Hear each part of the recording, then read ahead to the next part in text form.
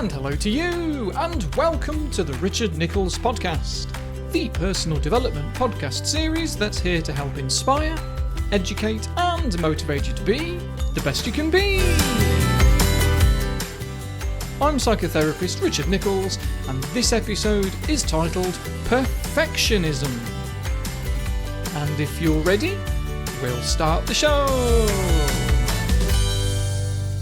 This week, I'm following up a little bit on the obsessive-compulsive personality disorder episode from last week, because it prompted a little bit of interest in the subject of perfectionism. That was a patron-only episode, by the way, so if you want to go and have a listen to that one, you know where that is by now. I waffle on about Patreon enough. So there's been quite a lot of research over the years, actually, to draw from, and I thought it would be a popular topic for you, because on the surface, perfectionism sounds like a good thing. Wanting to do a good job, not settling for less than the best, it sounds like that would make quite a good employee, doesn't it? The thing is, a perfectionist might do a good job, but with most careers it means they're actually quite unproductive, because it's a bit like seasoning your food.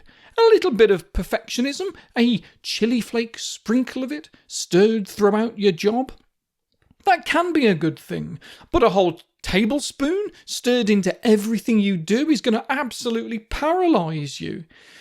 Instead, what we want is a healthy kind of perfectionist attitude called positive striving, which is to have high standards, but setting realistic standards, so that you can feel as if you've actually achieved something and you can be satisfied with what you've done with a "that's good enough" attitude.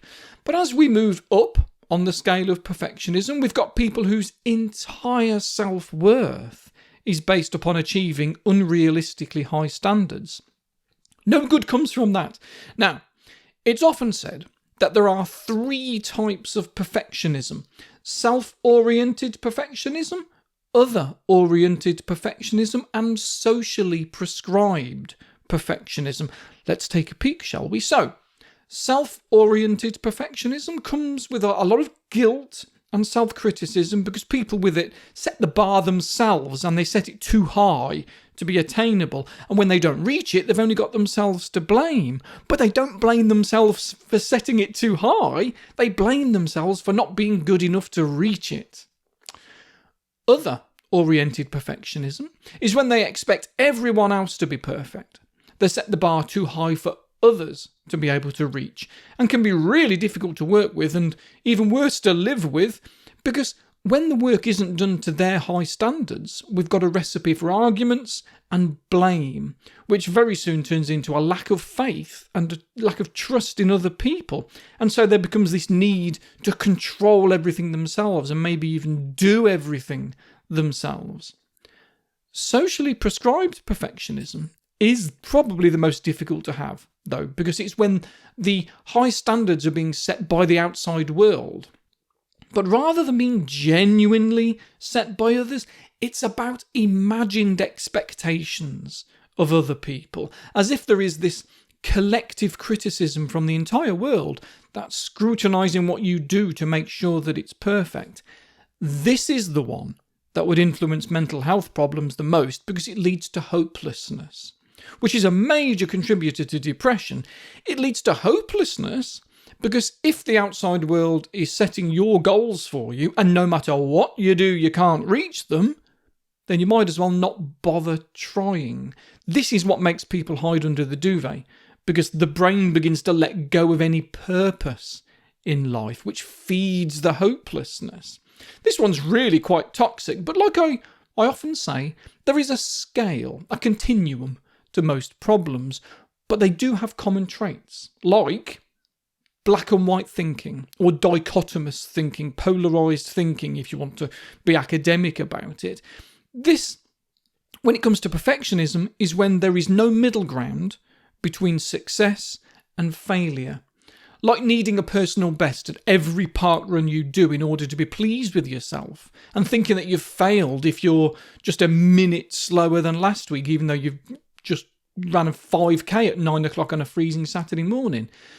And if you couple this attitude with this marrying up of your own self-worth and your achievements, then you've got this belief that says, I'm bad at something, therefore I am a bad person.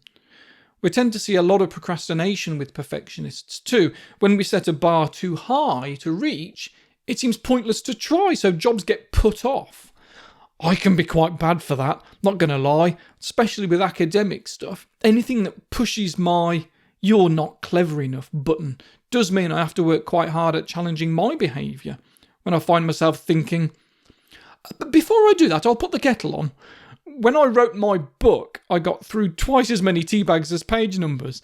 And if I have to write an essay, you may as well be asking me to go on Question Time and debate the benefits and disadvantages of trickle-down economics with a university professor scrutinising everything I say. But I'm aware of it, and I work with it. And that's the secret, because many folk with some sort of perfectionist tendency will doubt their abilities. Not all, but probably most will be trying so hard purely because they don't think that their best is good enough. And that attitude leaks over into other things, even replying to text messages and writing emails and scripting podcast episodes in my case. In some cases, if they're not careful, the one thing they don't want to be becomes the only thing they're known for: being unreliable. Because with socially prescribed perfectionism, for example, they might turn into the sort of person that says yes to everything because they think it's expected of them, but try so hard that they become overwhelmed and end up giving up and abandoning ship. And I've seen that so often, not just in the consulting room. I see it in my amateur dramatics stuff. I was at a regional conference once and somebody there was talking about how they took on a role after somebody'd had to drop out because of I think there was a death in their family or something.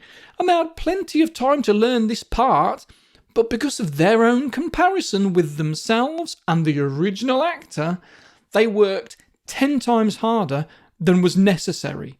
And every rehearsal they struggled because they knew the first 2 or 3 scenes back to front almost, but not quite every word. So when they practiced at home, they almost never got to scene 4, let alone scene 12 in Act 2. And because of that, they're in accident and emergency the opening day, because they passed out at work. They still did the show, they said, and it was an evening thing, and it went fine. But when this sort of thing happens, what we want is to be able to rewind time and step back into our bodies, sort of quantum leap style, and do it all again, but knowing that everything turns out okay. But obviously we can't.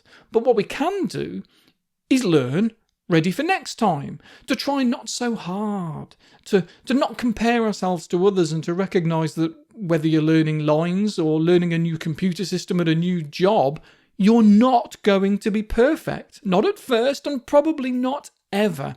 And I've always felt that that's where confidence comes from. From knowing that you're not perfect, because perfectionism doesn't exist. I don't love my wife because she's perfect, and she certainly doesn't love me because I'm perfect, because I'm chaos. Good, long-lasting relationships come from loving someone despite their imperfection. I'm probably a nightmare to be married to. It was our 20th wedding anniversary last week, and I'm fairly sure, though, I'm no more of a nightmare than anybody else, just different. And I know there's worse, believe me, and there's probably better as well. And as a parent, I want to be a good dad. I wanted my son to have a perfect childhood.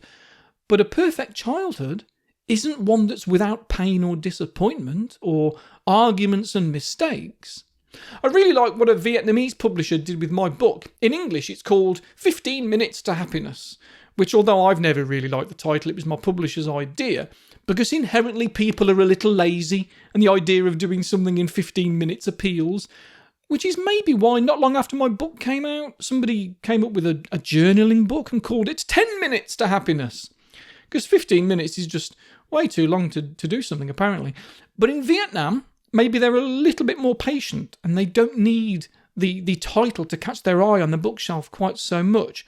So they called it, and I apologise for my pronunciation because it will not be perfect, and that's okay, Kun Bang Kam Zook Kaluk Baodzung, which translates as emotional balance even during thunderstorms. when you say it properly, but with my bad Vietnamese pronunciation, apparently it sounds something to do with a white van or green fish, but that's another story. I'm not perfect, and that's okay. But I really like the idea that happiness comes from having to have those thunderstorms. They summed up the book in a great title because that's what all the research seems to suggest.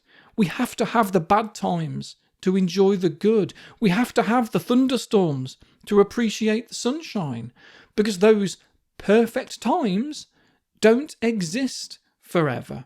And striving for it is just going to make us ill. One of the most dangerous connections we have with perfectionism actually is with anorexia. A couple of years ago, there were some experiments with asking different groups of people to copy out geometric patterns and some text to see how accurate they would get it and how long it would take them and all these different things. It showed that when someone had anorexia, they spent significantly longer on this task and produced more accurate work. But interestingly, in the non-anorexic group of people, there wasn't any correlation with the accuracy of the copying and the length of time taken. The quality of the work just varied from person to person, as skills and talents does. But with the people with anorexia, there was a correlation, showing that the only reason for the good quality of the copying was an underlying need for perfection. They did another experiment as well, which was simply separating different coloured beads into 8 different bottles, and they had 60 seconds to do it. Afterwards, each person was given the choice of double-checking their work to see how they'd done or not. And if the person had anorexia, they were far, far more likely to choose to check their work and spent more time checking it than the people who didn't have anorexia. So perfectionism really does seem to influence a lot of things, it seems.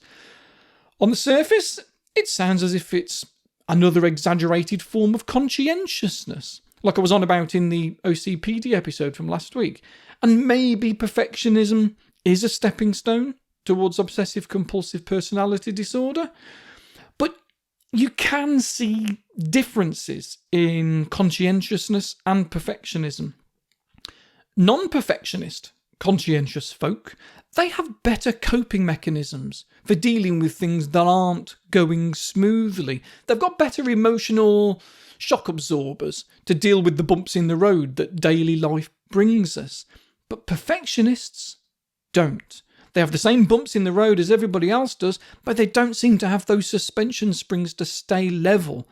I mean, I can probably take the analogy further and say they're actually digging out their own potholes in the first place as well, I guess. Perfectionism is obviously a self-defeating way to move through life because it's built on this irony that making and admitting mistakes is an absolutely necessary part of growing up and learning and being human. It makes you better at things, makes you better at your career, better at your relationships, better at just life. And by avoiding mistakes at any cost, a perfectionist is going to find it harder to reach their own lofty goals, preventing them from being the best they can be, from being their most successful and productive self. And perfectionism is absolutely on the rise, especially socially prescribed perfectionism, the one that's correlated with mental illness. And when researchers ask us, where is this social pressure coming from? They eventually end up with a different question rather than an answer. They have the question of where is it not coming from? Because it's everywhere. When you bear in mind the idea that perfectionism comes from marrying up your identity with your achievements, and the first question anyone asks someone new when they meet them for the first time is, what do you do for a living? And every stage of our education was about achievement rather than learning. And people take a dozen photos of themselves to put on social media so they can then select the best one with the best angle and lighting. Then yeah, where is it not coming from? So that's my soapbox for this episode. It's time to go for now, so I shall sign off for another day. Enjoy yours and try and make as many mistakes as you can. And I will speak to you again soon. Bye for now, folks.